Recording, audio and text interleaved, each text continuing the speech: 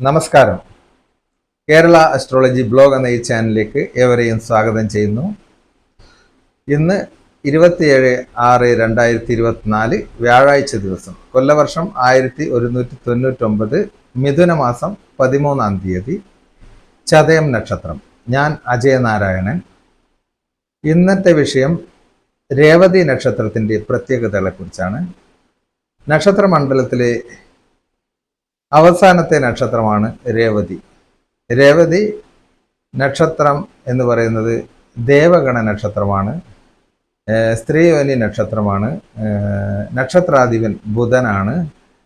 നക്ഷത്ര രാശി മീനമാണ്. നക്ഷത്ര രാശ്യാധിപൻ ഗുരുവാണ്.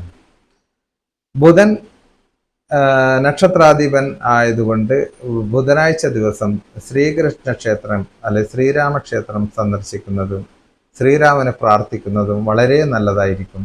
നക്ഷത്രാധിപന്റെ ദേവനാണ് വൈഷ്ണവ മൂർത്തികളായ ശ്രീരാമനും ശ്രീകൃഷ്ണനും.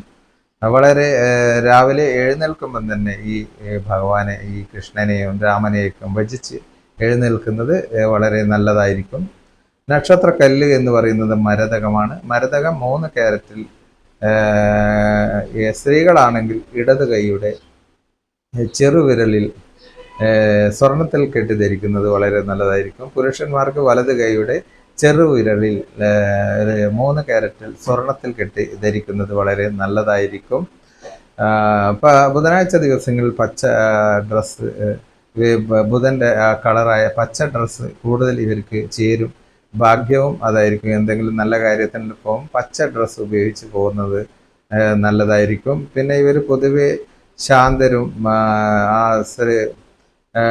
ദേവന്റെ മഹാവിഷ്ണു ക്ഷേത്രമായ ഗുരുവിൻ്റെ ക്ഷേത്രമായ മീനത്തിൽ ജനിക്കുന്നത് എന്ന് പറയുമ്പോൾ ബ്രാഹ്മണ കുലമാണ്, ബ്രാഹ്മണ ക്ഷേത്രമാണ് മീനം. ബ്രാഹ്മണ ക്ഷേത്രത്തിൽ ജനിക്കുന്നത് കൊണ്ട് ബ്രാഹ്മണന്റെ ചില സ്വഭാവ വിശേഷതകളൊക്കെ ഇവർക്കുണ്ടാവും.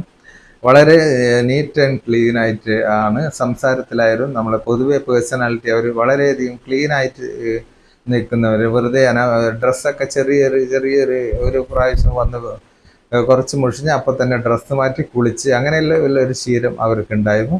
അതേമാതിരി ദാനധർമാദികളിലും വളരെ വിശ്വാസമുണ്ട്. ആചാരാനുഷ്ഠാനങ്ങൾ വളരെയധികം കൃത്യതയോടെ ചെയ്യുന്ന ആളുകളായിരിക്കും. അപ്പോൾ ഈ ജന്മത്തിൽ പല കുലങ്ങളിലും പല മതങ്ങളിലും പല ജാതിയിലും ജനിച്ചിട്ടുണ്ടെങ്കിൽ അവരൊരു ബ്രാഹ്മണന്റെ ആ ഒരു രീതിയിലാണ് അവർ ജീവിക്കുക. പൊതുവെ ഇവർക്ക് ഭക്ഷണത്തിനോടും മാംസാഹാരം അങ്ങനെയുള്ള ഇതിനോടും വലിയ താല്പര്യമൊന്നും ഉണ്ടാവില്ല. എങ്കിലും ഈ മനുഷ്യ ജന്മത്തിൽ അതൊക്കെ ഉപയോഗിക്കുന്നുണ്ടാവാം. പക്ഷെ അവർ തിരിച്ചറിയേണ്ട ഒരു കാര്യം, അവർ ബ്രാഹ്മണ കുലത്തിൽ ജനിച്ചവരാണ്, ദേവഗണ നക്ഷത്രമാണ് എന്ന് അവരെപ്പോൾ മനസ്സിലാക്കുന്നത് നല്ലതായിരിക്കും. വിജയങ്ങൾ ഒരുപാടുണ്ടാവും. മനസമാധാനം അങ്ങനെയുള്ള കാര്യങ്ങളൊക്കെ വളരെ അവർക്ക് അങ്ങനെ ഈ ബ്രാഹ്മണന്റെ മനസ്സ് വളരെയധികം ശാന്തരായിരിക്കും. എന്ത് പ്രകോപനം ഉണ്ടാക്കിയാലും കുറെ കഴിഞ്ഞാൽ മാത്രമേ അവർ അതിനെ പ്രതികരിക്കുകയുള്ളൂ. വളരെ സ്നേഹത്തോടെ ആയിരിക്കും ഇടപഴകുക. ഒരുപാട് സുഹൃത്ത് ബന്ധങ്ങളൊക്കെ കാത്തു സൂക്ഷിക്കാൻ അവർക്ക് കഴിയും. അപ്പോൾ രേവതി നക്ഷത്രം എന്ന് പറയുന്നത് അവരെ ദശ തുടങ്ങുന്നത് ബുധദശയിലായിരിക്കും.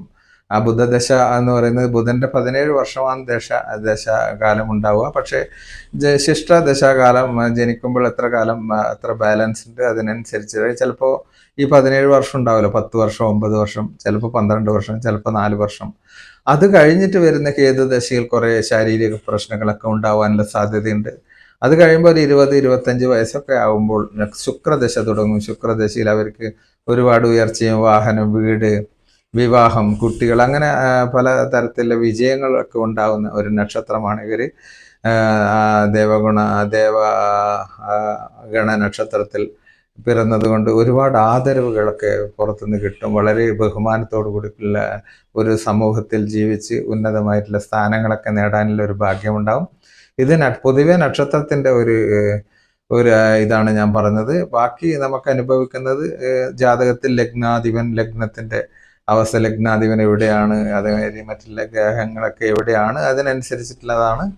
പൊതുവേ ഉള്ളൊരു ഫലം ഞാൻ പറഞ്ഞതാണ്. അപ്പോൾ ആചാരാനുഷ്ഠാനങ്ങൾക്കും ഭാഗ്യം, ധർമ്മം, ദയ, പുണ്യം, തപസ്, ഗുരുക്കന്മാരോടുള്ള ബഹുമാനം, അതിനൊക്കെ വളരെ അധികം ഇമ്പോർട്ടൻസ് കൊടുക്കുന്ന ഒരു നക്ഷത്രമാണ് രേവതി നക്ഷത്രം. അപ്പോൾ ഈ നക്ഷത്രത്തെക്കുറിച്ച് ഇത്രയും പറയാൻ പറ്റിയതിൽ സന്തോഷം. എല്ലാവർക്കും ഇഷ്ടമായാൽ എൻ്റെ ഈ ചാനൽ സബ്സ്ക്രൈബർ ചെയ്യണം, അതുപോലെ ലൈക്ക് ചെയ്യണം, ഷെയർ ചെയ്യണം. അഭിപ്രായങ്ങൾ എന്തെങ്കിലും ഉണ്ടെങ്കിൽ കമൻറ്റ് ബോക്സിൽ വരാം. ജ്യോതിഷപരമായ എല്ലാ അഭിപ്രായങ്ങൾക്കും കൃത്യമായി മറുപടി തരുന്നതായിരിക്കും. എല്ലാവർക്കും നല്ലത് വരട്ടെ എന്ന് ആശംസിച്ചുകൊണ്ട് തൽക്കാലം നിർത്തുന്നു. സ്വാമിയേ ശരണമയ്യപ്പ.